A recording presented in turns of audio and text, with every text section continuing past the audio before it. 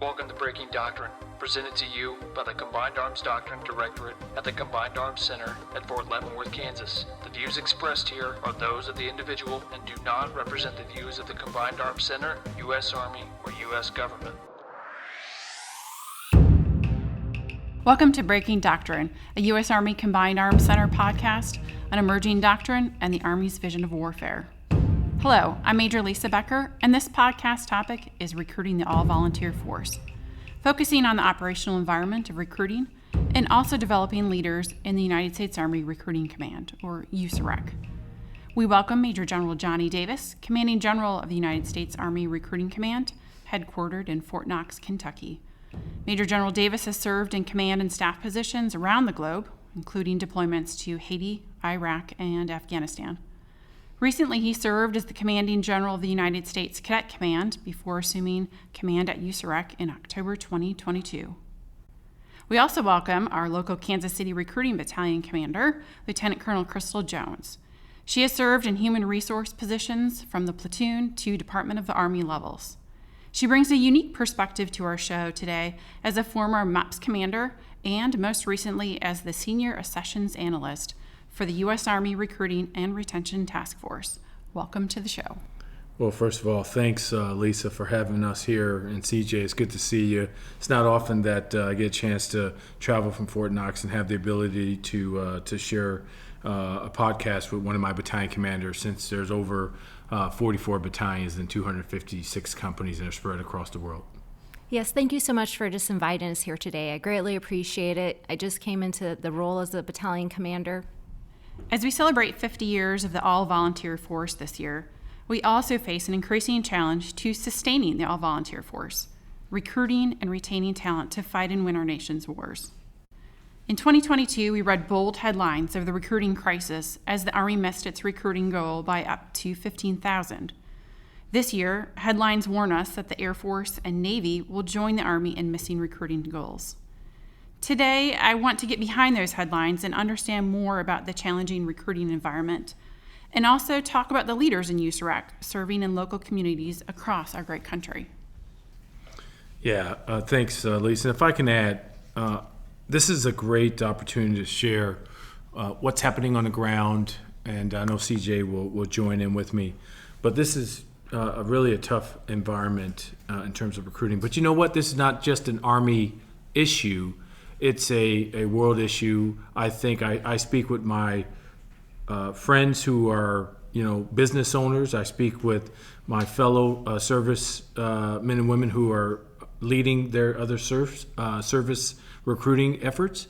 We are all witnessing the same tough recruiting environment. Next week or a couple weeks from now, I will speak at a British forum on recruiting, and guess what? They're dealing with the same problems as well, in addition to the 14 NATO countries that will join us there. So I just want to take the opportunity to share that. CJ? I would just add at this time, another unique challenge is in terms of the MEPS, as you referenced, Military Entrance Processing Station.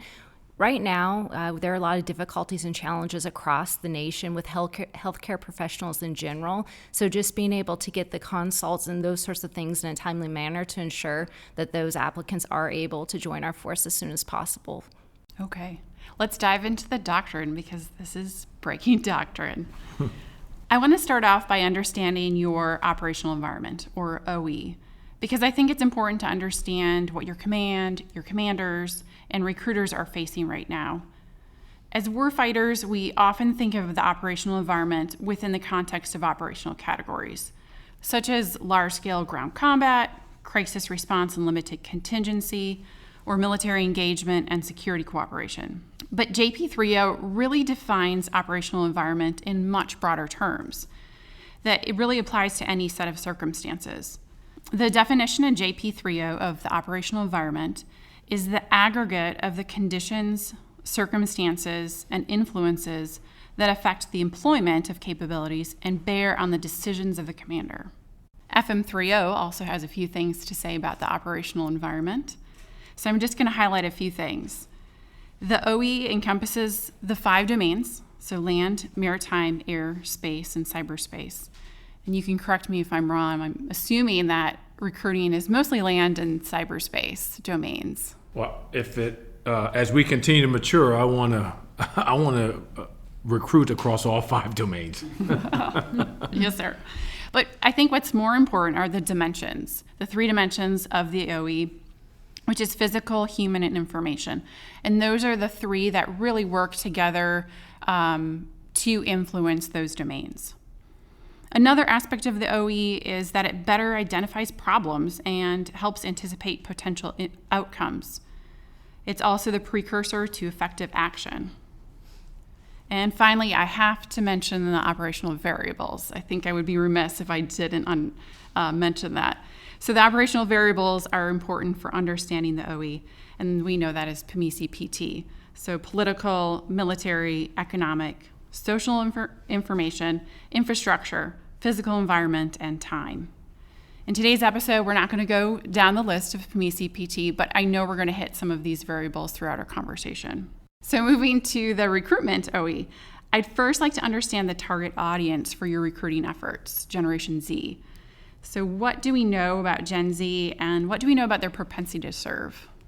Well, first of all, that's a great question, and I'll tell you, you're bringing back a lot of memories from my time in the hours getting through class here at CGSC or ILE. It's very interesting. That was 20 years ago. You just brought back some memories. And then what's more interesting, my daughter is a current student right now in the current class. So just 20 years and we come full circle. So when you think about the OE, you think about, I can link it to a lot of different things. I think information is really for us the most important aspect when you try to relate my current generation and the current our Generation Z. So let me give you an idea about that. So when I was a youngster, grew up in Milwaukee, Wisconsin. My grandfather was a World War II vet, and in our neighborhood, in the north side of Milwaukee, Wisconsin, all of the homeowners on that street, Palmer Street, were all Korea or World War II vets. And so they related to each other, and that's how I understood this really special connection in terms of veterans. Now, fast forward, and in today's age, that's not the case. So there's a relatability issue, I think, with the current generation. I think the generation is just as powerful, just as dedicated, like all generations. But again, each generation is a little bit different, and in their case, information comes to them a lot differently than it came to me. So as I said, there's a relatability issue, and then more importantly, when you look at the data and you see that 75% of the 16 to 28-year-olds admit they know nothing about the United States Army. And so that's really hard to comprehend growing up and seeing my grandfather and the other homeowners. Some were Marines, and I love their little how they would always fight against each other because who's Marine? Not many Air Force. They stay quiet. But to see that's what I remember, and I don't know if that's the case nowadays. So we need to overcome this relatability issue, the knowledge gap, a trust gap, and a culture gap. But I think each generation is just so very important to this nation, but how I received information is a lot different than how they received information. Yeah, and I would just add, the one thing I do commonly hear that young adults are familiar with is commitment when it comes to the United States Army. One of the most common fears that I tend to hear is, something to the effect of, this is really a big commitment, right? And it's usually followed by this really, really long pause. Pretty awkward, actually. But interestingly, I would say, too, is I think it really is that knowledge gap in terms of what it is that they're actually going to be committed to in terms of the opportunities. So what I don't think is understood is that military service, it does offer an opportunity to explore different locations, gain different marketing skills that are marketable, try out different professions, and to walk away with zero debt, to include the fact if they decide, you know what, I've been in a little bit and I want to go to college. That opportunity is right there. That door isn't closed. So really, it's kind of a different way to look at it. It's almost like an extended gap year, if you will, with these benefits that often come with, a pot of money depending on which profession that they choose to explore, and really looking at it as more of an opportunity rather than being stuck somewhere that they can't get out of. Mm-hmm. Absolutely. In my research, I want to go back to what you were saying, General Davis. I found 19 million veterans in the United States, and the same kind of thread that you were talking about is there's just kids who don't, or I should say youth, who don't understand anything about the military. Now, I understand that JROTC is an up-and-coming effort that might be an opportunity for young people today to learn more about the military.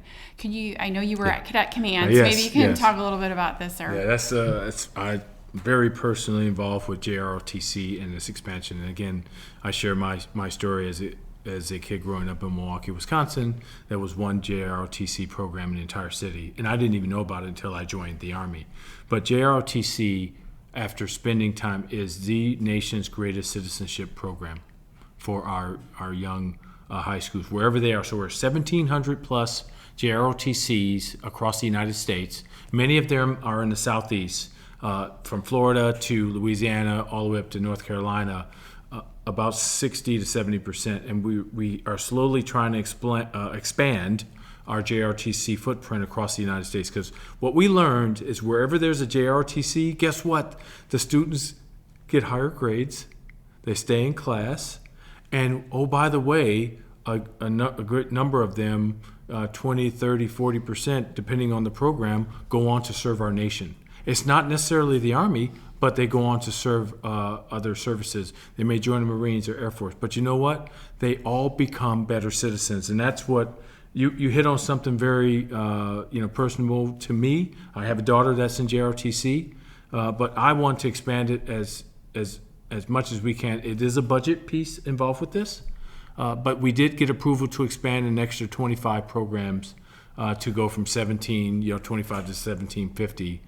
And I would love to keep doing this every single year until we can get it across equal distribution across the United States. So just expanding to that a little bit. So, Sarah, you mentioned citizenship. I'd also add it happens to be one of the largest character building programs in the United States. Although military service is not required, JROTC clearly is built upon the same values and morals that are within our United States Army. According to congressional research, while research on comparable student populations is somewhat limited, there have been positive correlations between JROTC participation and what you alluded to, sir, in terms of the school attendance and as well as higher grades. The other things that it's showing is improved test performance, which is remarkable when we look at student testing right now, higher self-esteem for female students, and then lower rates of disciplinary actions. And in Leavenworth, we pride ourselves on our JROTC program because I think it's one of the biggest in the nation, and I know it's the oldest, that's for sure. Yes, we're very lucky, have a wonderful program. There's another, there's 5, I call them, really superstar, programs, and certainly this is one of them. We're blessed, and they're not all in the right area. Like New York City, we have one with 600, and it's growing. We have another program in LA that's really blossoming, and of course one in Chicago that's really But this distribution, I love it when a JROTC has an impact on the youth in a particular region. Yes, sir. I'd like to shift over to COVID. Because we hear about reverberations of COVID still today. Whether it's the global economy is still switching, or we still feel disruptions to the supply chain. There's articles and research that shows that we have a growing mental health issues and substance abuse because of COVID. And also from a missed school perspective, there's research that shows there's a widening opportunity and achievement gap from those kids who were in school or missed school during COVID. So how has COVID impacted the recruiting OE? So that's a great question, and we're always analyzing that. But let me just be frank.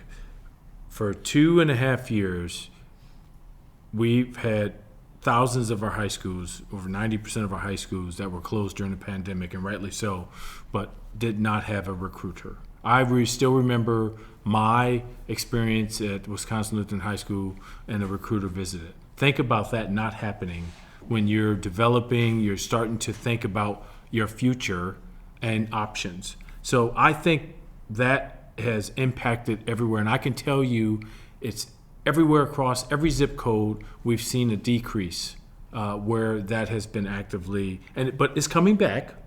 But there is it has an impact. ASVAB or test scores have dropped. SAT, ACT, ASVAB scores are down. High school really production or contracts or the ability to transition and consider the Army has dropped. And I can tell you that by zip code, but we are starting to get back into the high schools and regain those markets that we lost. But the true fact is, those mentors, influencers, and our great men and women in uniform were not in those schools to talk and share their Army story. Colonel Jones, have you seen any other impacts? I think really what you're alluding to there, sir, is the biggest impact is on the actual youth themselves. What I have been able to witness firsthand, though, is when seeing our recruiters. So between 2020 and 2022, there was a lot of limitations in terms of external entities within the schools. But what we've seen since coming back into the schools is our non-commissioned officers really being able to utilize their background, in terms of being leaders, mentors, coaches, and trainers and working within the schools. So, for example, one of the things that we see is there is a shortage of school counselors. That ratio is pretty challenging. So we have some tools and resources to help with that. We have what's known as March to Success, which uniquely, we cannot absolutely be able to coach or anything like that with the ASVAB, but it allows our NCOs to do one of the things they do best, and that is to engage and inspire people to keep on track with what it is they're trying to do. So they are able to see what modules they're completing, ask them how they're doing, and then having that secondary individual that can be in there as well, which is the school counselor, to have those other types of academic-related conversations. And then the other thing I would just say is the ASVAB Career Exploration Program. So we have our recruiters in there who are actually doing what we call career seminars. They previously were called interpretations, and they're being able to kind of connect and walk through students in terms of looking for how do I explore all my options. That particular program itself is looking at more than 1,000 careers. So it's not that it's shaped towards the military. However, we're just a part of that larger picture. And so does the career seminars program, is that one of those things that links in MOS, real world? So no, correlation? So it's not directly to an MOS. Actually, it's a little bit better than that. I would say it breaks the ice barrier between understanding how to translate what an MOS is to people who only can understand the term career. And the nice thing that goes with that too is it opens up these conversations with educators. What is AIT? A lot of them, believe it or not, think it's basic training. And so taking that time to say, no, it's advanced individual training. And let me tell you some cool things about that. CDL licenses, they're transferable, the ones that you get in the military for both Kansas and Missouri, which happen to be in my footprint. Or looking at other things like being a licensed practical nurse. You don't necessarily have to go into a college classroom. If you're more of a tacit, hands-on learner, we're probably one of the best fits for you. Mm-hmm. And have the recruiters, because they weren't in the schools, developed a new online presence? Have we learned any new TTPs or have good ARs from that COVID experience? We've learned, and that's a wonderful question, and we as a recruiting force, because of the pandemic, had to evolve and adjust given the current environment. So what does that mean? So I've always said that every soldier, everyone has their own superpower, has a special superpower in terms of, depending on, given the current pandemic, how will you unleash your superpower? And so what does that mean? I'm not a big social media guy, but my daughters will take me to the promised land. They will show me, they tell me, I have this account or that account, this is that, you got to change this picture, put this picture in. I mean, they truly lead me to success. But I'm a big face-to-face person. So during the pandemic, that would have had a bigger impact on me. So I would have to learn another way. So social media, AI, virtual recruiting. So there's programs out there that are recruiters, and I love it. That they are, instead of getting back into that high school market to these and connect with these students, it's showing up is one great aspect. But what they found out that to connect with the other 1,000 students, they have to use the systems that these students are using. So this is a broad, space that's really evolving. That's really caught me off guard in terms of recruiting. I mean, the use of artificial intelligence. I mean, our younger generation is really starting to master that. How to maximize use of smartphones, social media, getting a message across. And that's how they receive and send information. So that's a wonderful question. I think this is the way we are today. We're going to be a lot different 5 years from now.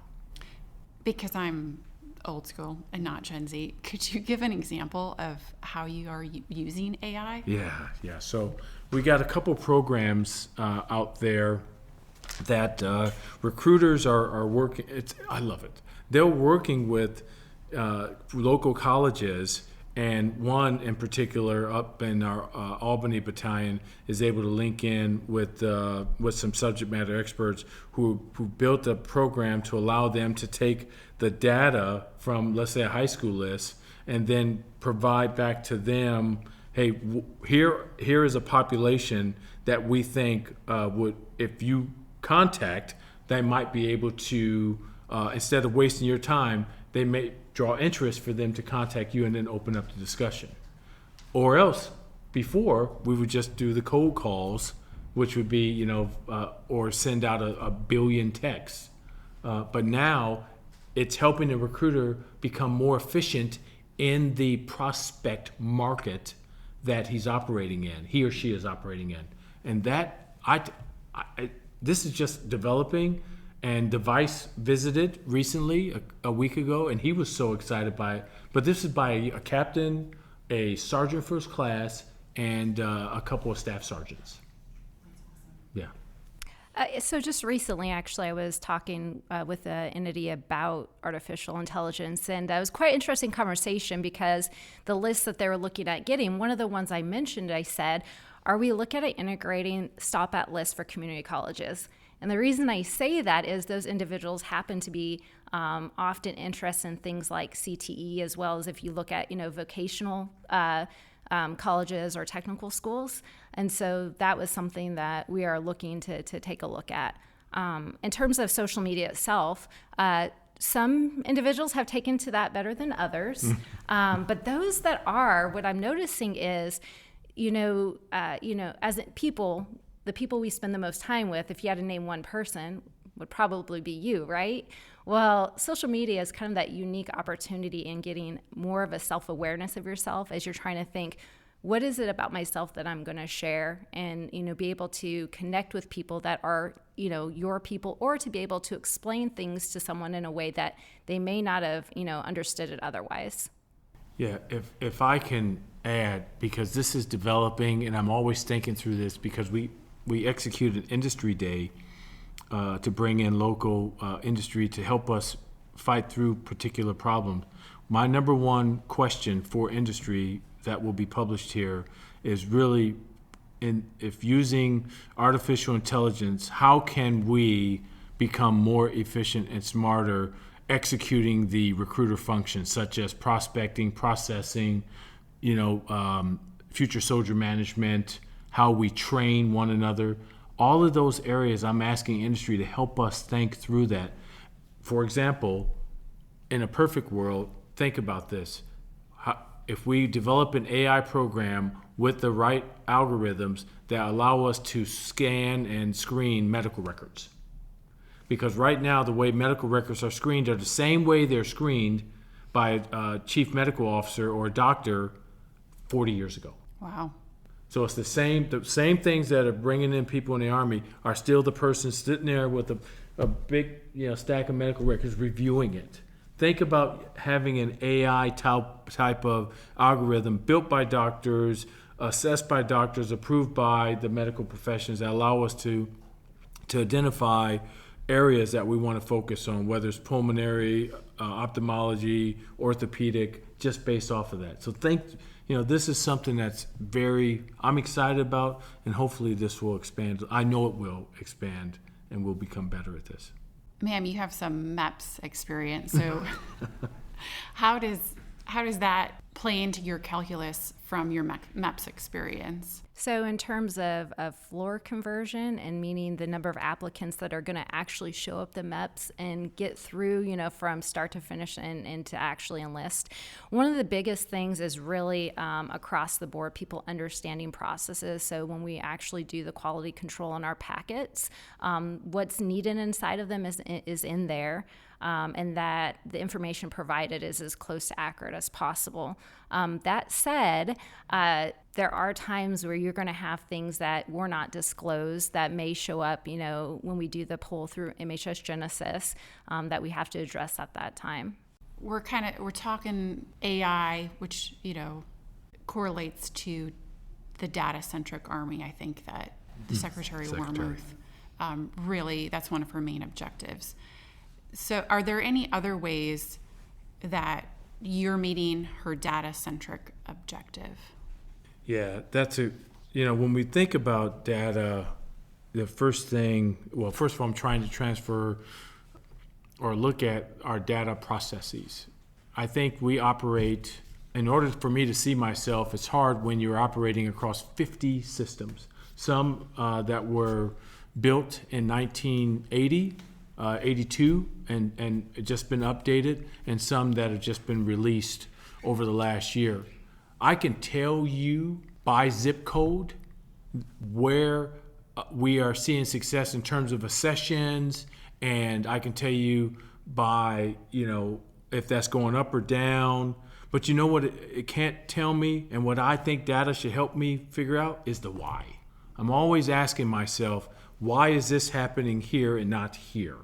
Mm-hmm. And that's what I totally see where the Secretary is going with this in terms of how to inform our thinking to modernize and be and be relevant in the current war for talent.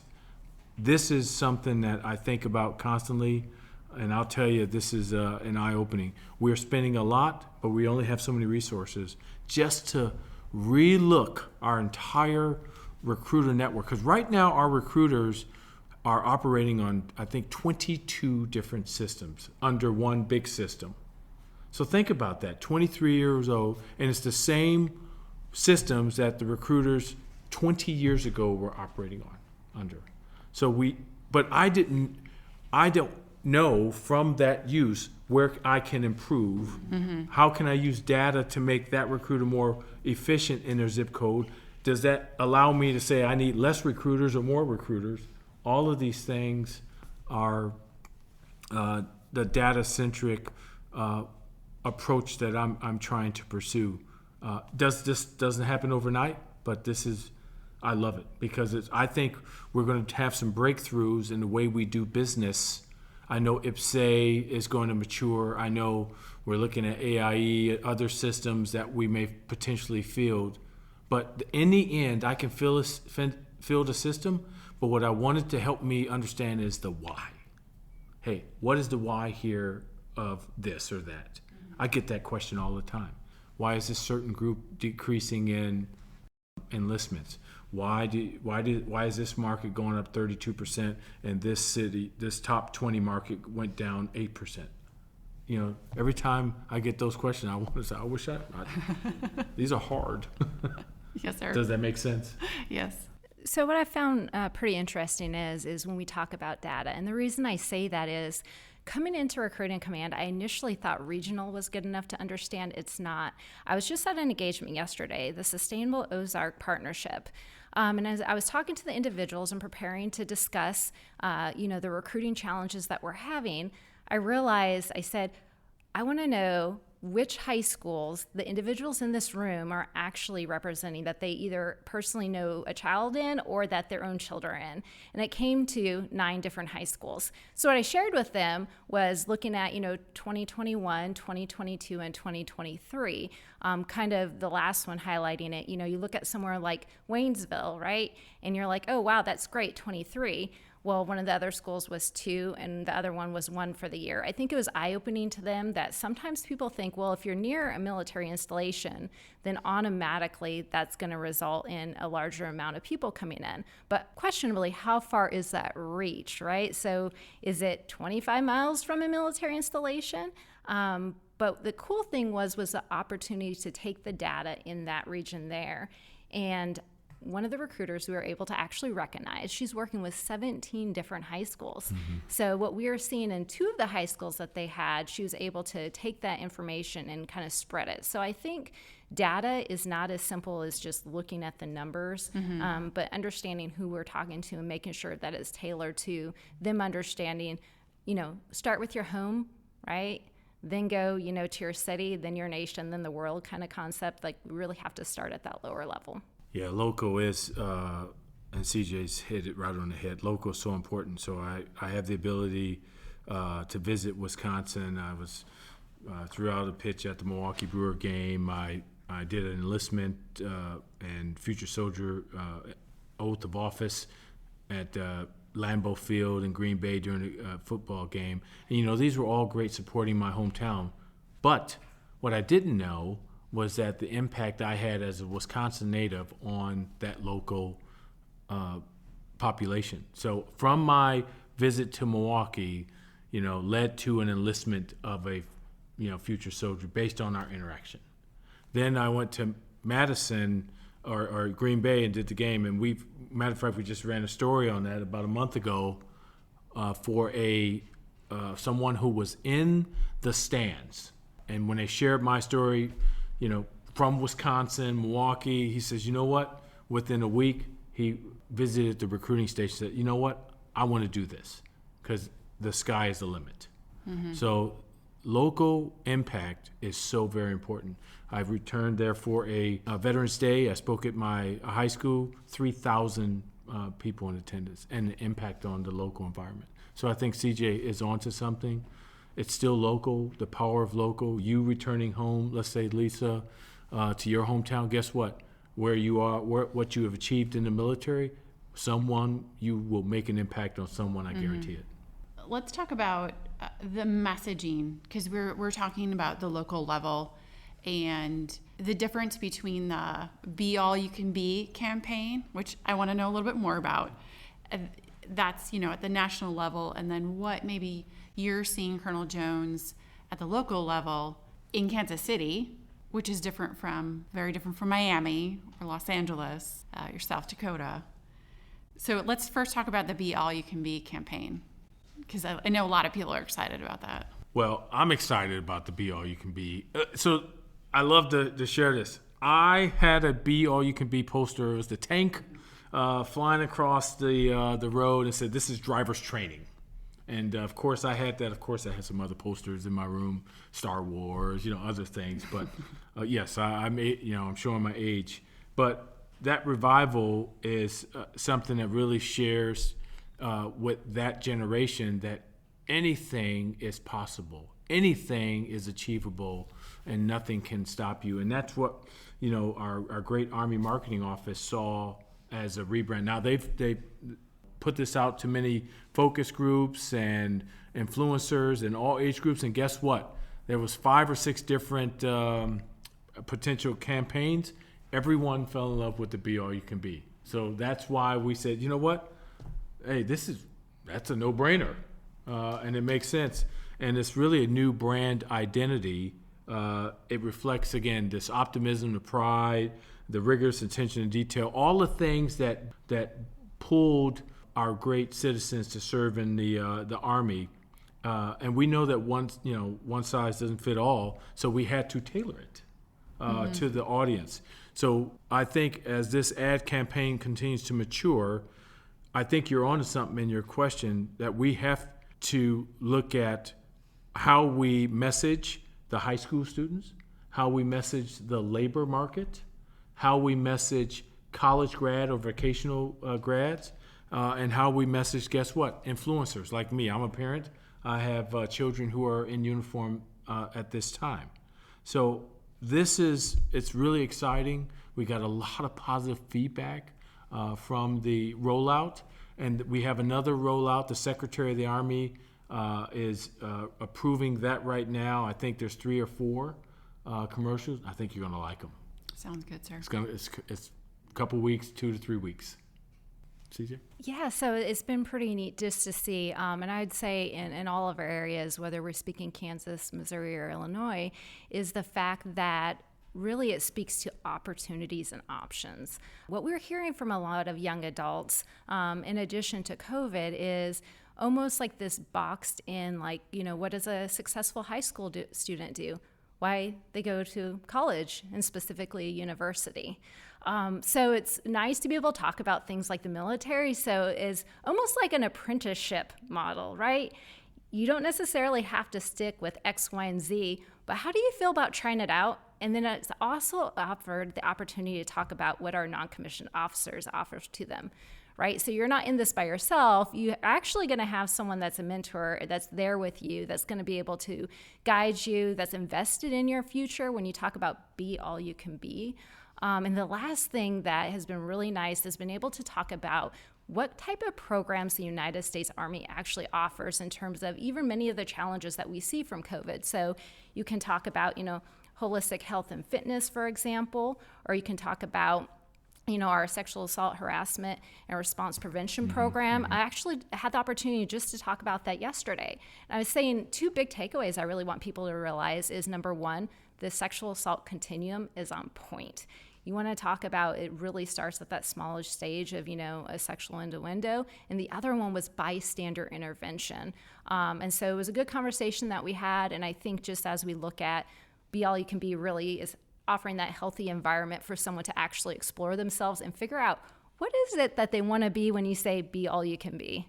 Yeah, and I think, Lisa, is another aspect of this too. So when you think about the national marketing, that again, be all you can be. So got that, and that really gets after the Army message. But I think CJ was on to something.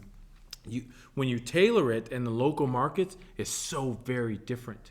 And I can tell you it's different because certain markets will, with time, I can tell you a majority of these students, superstars, will go off and serve as UAV or cyber or that type of MOS. Mm-hmm. And certain towns will yield a bunch of, superstar airborne paratroopers. I can tell you by zip code, and yes, from Wisconsin, a lot of combat arms, MOSs in that place, but only in pockets, and it's local. So very interesting how this you don't get the right distribution of all MOSs across every city. That's not true. Mm-hmm. And every area northeast is different from the southwest, totally different, and what they choose to serve in. I can tell you where we get our field artillery soldiers from, where we get aviators, where we get our cyber. And it's eye-opening. That's really interesting because being in the Army, you don't think I'm in aviation. All the aviators just happen to come from this region, or no aviators that I work with have ever been in this area. So it's interesting for you to break that down from the sessions piece. Yeah, it's I never knew about the impact of accessions until I really started to understand it in Cadet Command, and now, of course, in Recruiting Command. I swim in the accessions pool every day now, and I learned so much about every area is so very different. And then you almost, in terms of what type of, do you geofence? Do you just do local? Do you do billboards? Because people will say to me, hey, I saw a billboard. Well, the billboard's not working for us there. I'll tell you what works for us there is the local the social media Facebook page or this or that. So this is very eye-opening. I want to shift to one of your recruiting initiatives that I'm sure many of our listeners have heard of, but maybe don't know a lot about, and that's the Future Soldier Prep Course. So, sir, ma'am, if you could talk about the Future Soldier Prep Course, kind of the genesis of it, and is it working or not? Yeah, I can, and I'll turn it over to CJ, because I'll tell you, I think this is transformational. So the Future Soldier Prep Course, in a nutshell, is we know that we're seeing some lower test scores and other things, maybe because of the pandemic isolation. So we said, hey, maybe we should invest in this particular audience, those that did not do well on let's say the ASVAB test. And it could be a bunch of different reasons. But let's run a pilot to find out if we bring them into a structured environment and we teach them on regular courses, math, reading, sentence construction, all of these things. And we don't have to run the classes. It's run by an outside agency. Let's see how this all unfolds. And let's make sure they do PT. We put them in an Army uniform, and we serve them a great diet. What we found out is just that small investment we put almost 9,000 superstar now soldiers into the Future Soldier Prep Course at a 97, about the graduation rates of about between 95 and 97%. We never expected that. The average test score increase on the ASVAB, so let's say you would be considered, as a lower grade type of soldier if your scores were between 21 and 30. So we would bring in soldiers that were in that range, who tested, let's say they got a 25, and after 2 to 3 weeks, they will score a 45 or 50 on the ASVAB and propel themselves in the top category. And now that opens up many more MOSs. So they were told, hey, I want to be a UAV. We just had this. I want to be a UAV pilot, but he didn't qualify based on the ASVAB. Future Soldier Prep Course, crushed it, 25-point increase. Now he became available or qualified. That is unbelievable. And that's why we see the other services following suit right now. The Navy just set up a program, Air Forces, because they watch us. The Army leads the way.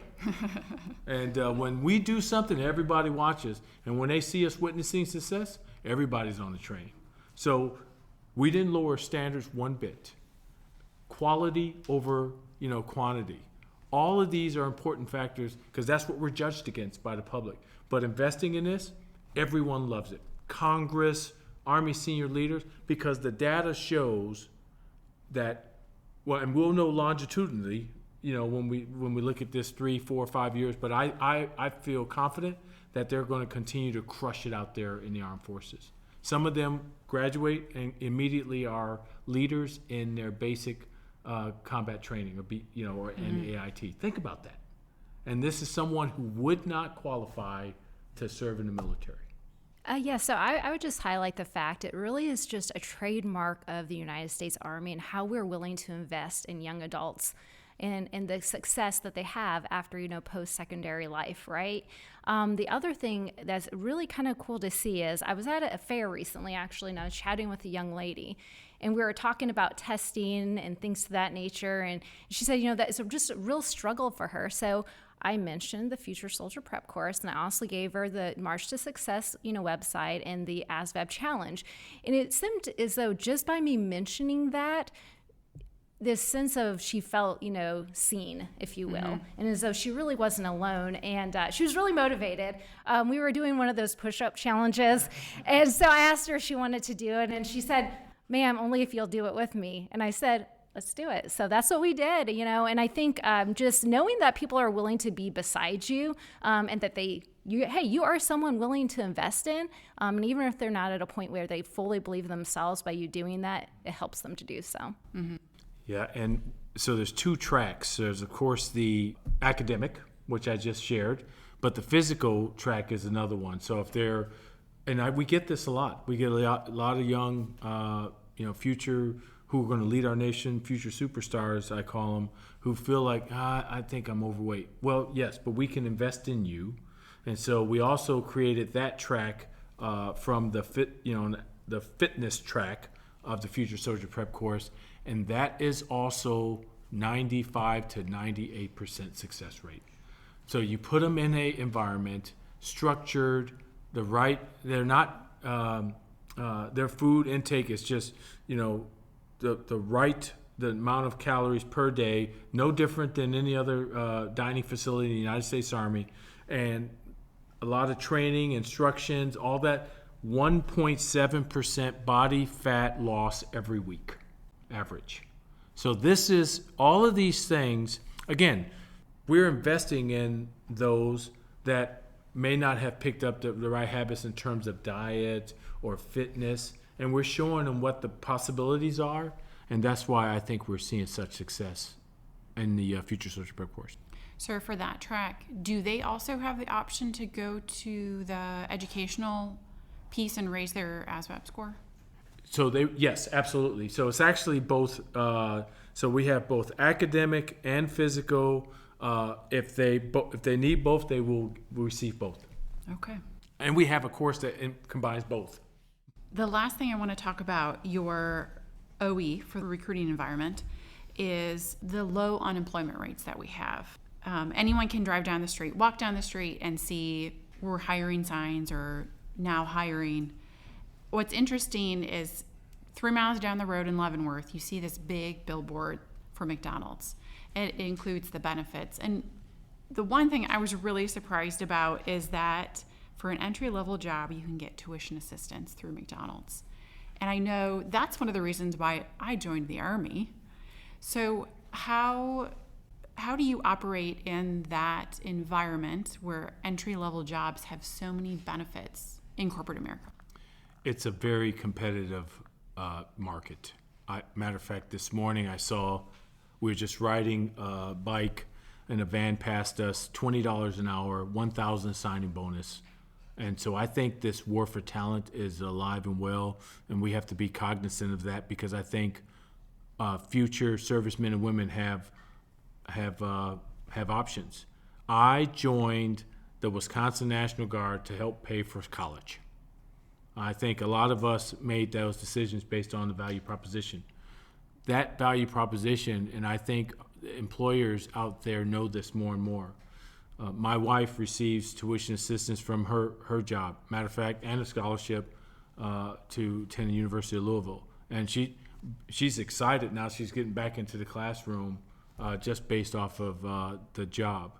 So this is an area that we're really looking at. We have some great incentives to join the United States Army. No one can beat us in terms of the GI Bill, post 9/11 GI Bill, college repayment, bonus. Just the college repayment and the bonus over $120,000.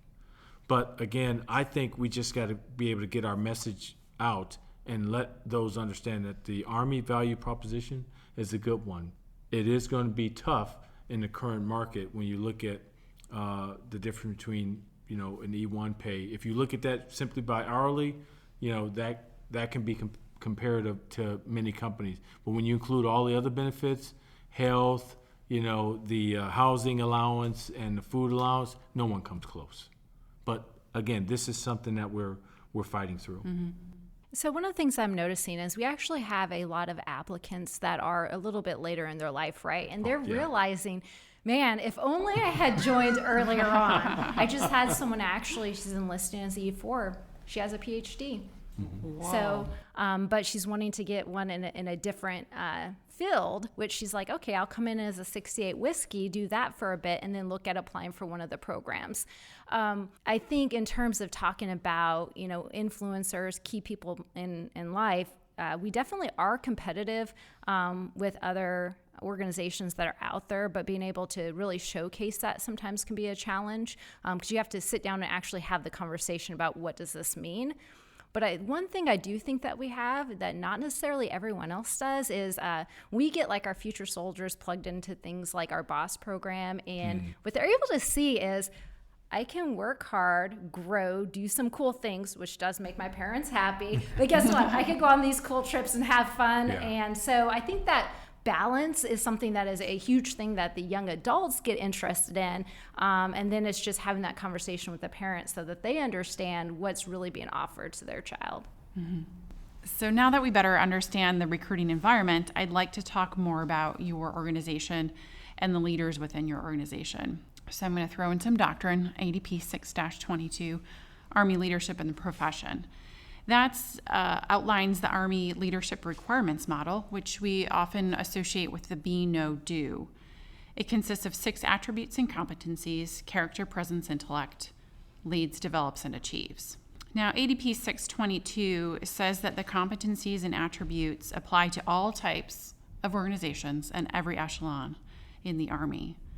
A quote from the pub says, "Understanding the expectations and applying the attributes and competencies prepares leaders for the situations that are most likely to encounter." Now, you can tell me doctrine's wrong, or you can say it's right. Sir and ma'am, do you agree that the leadership requirements model applies in the recruiting environment? Oh, absolutely. So let me just touch on 2, leads and develop. In a geographically dispersed command where, let's say, CJ's responsibility may be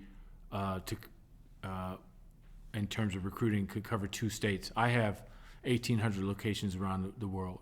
So I have to figure out, based off of the, 6-22, what competencies, what attributes I need to focus on to connect with this particular command or organization, and then how do I operationalize that so that I can say a lot of things, but how do I communicate my vision, and then how do I mission command that across an organization? I wish I had the opportunity, like I did, years ago. If I wanted to make something happen with my company, I would say company formation, and we'll have all 140 out there, and I'll say, okay, everyone will sign the blue form. Now try to say that when you're a company commander with 7 different stations across 2 states, or a battalion commander that has 5 different states and 40 or 50 stations. So the leads and develop are my thing is, how do I lead? And then more importantly, how do I invest in our future leaders like CJ and other battalion commanders? Because at some point in time, I have to pass the reins on, and that next generation will take us into the future. That'll be you, Lisa, it'll be CJ.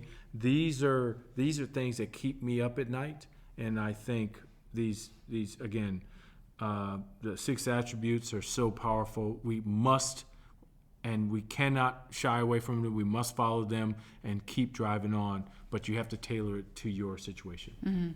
Yeah, so just adding to that, so looking at 4 of the 7 principles being starting with training, and then 3 of the others development. So training being, the basic set package, but it really has to be tailored. And so I think it really leads to that, and then the whole development piece of it, ensuring that individuals are prepared, because mission command is really, really critical in this, because people have to be prepared to operate independently. And to everyone around them, they are literally a billboard of the United States Army, unquestionably. So I think that definitely lends to being the right model to help with that. And when you look across your top performers, whether they're recruiters or commanders, can you correlate a specific attribute or competency to those most successful leaders? Yeah, first and foremost, I think that number 1 is being able to share your Army story on who you are. Doesn't matter. You don't need a particular doctrinal term that you got to follow. Just share who you are. That is a strength, skill and attribute in and of itself. I will share another one. Always approach it from I'm going to win.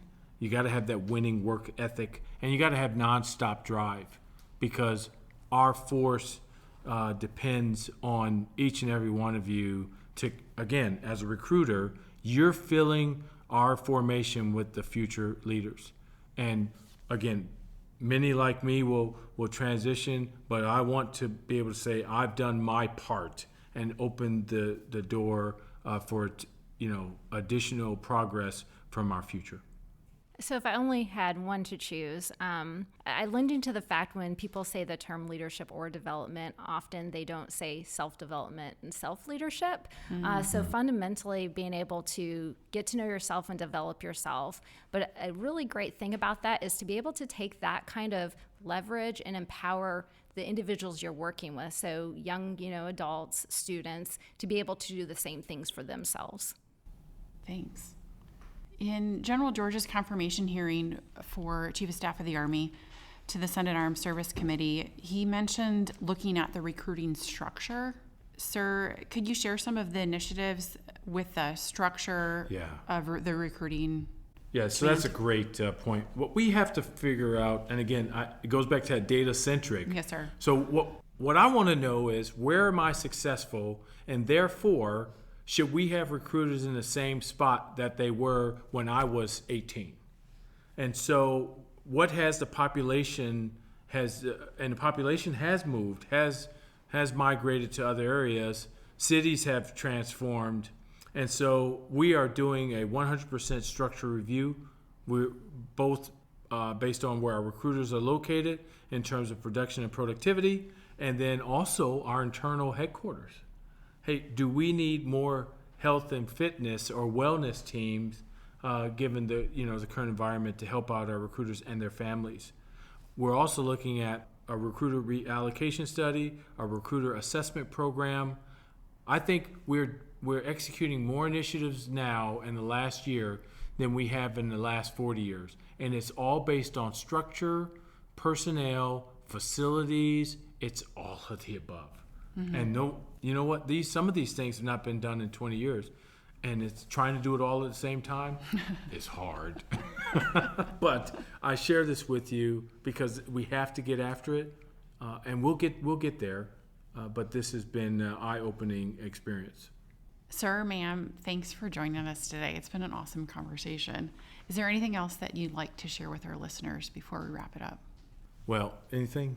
So I think the one thing that I would just like to emphasize as we're looking at recruiting is looking at it broader than that and doing as much as we can to help young adults explore all their options that are out there and just making sure you include us. I'm not saying we're the right answer for every single person, but I guarantee you there are some people who will end up on a path that is not ideal for them if they don't know about us. Yeah, I think that awareness and relatability piece, CJ, is absolutely right. We are, first of all, it's great to be here and share this time with you. As you can tell, we are all in for recruiting and this wonderful Army. There's so much to be done. We're not done yet, but it allows us to really see ourselves and improve upon some great processes that work and some things that we probably need to refine. But bottom line, getting out there, sharing your story, sharing what makes you so powerful and so successful in uniform, and all those who are listening, just remember, in the end, it's all about the people, and people matter. So with that, I just want to say thanks to everybody. Be all you can be. Thanks for joining us. Just like writing new doctrine is a team effort, breaking doctrine takes a team. Without the Crew and Special Doctrine Division here at CAD, we wouldn't be able to bring you this show. Our production is coordinated by Mr. Ted Crisco, and our editing and sound is provided by 29 Pixels and Captain Wyatt Harper. Please don't forget to subscribe on Google, Apple, or Spotify podcasts, and follow us on social media at U.S. Army Doctrine to get updates on new podcasts, Doctrine Digest videos, and publications. Finally, the views and opinions expressed in this podcast do not necessarily reflect the official position of the United States Army, the U.S. Army Training and Doctrine Command, or the Combined Arms Center. I'm Major Lisa Becker, and this has been Breaking Doctrine.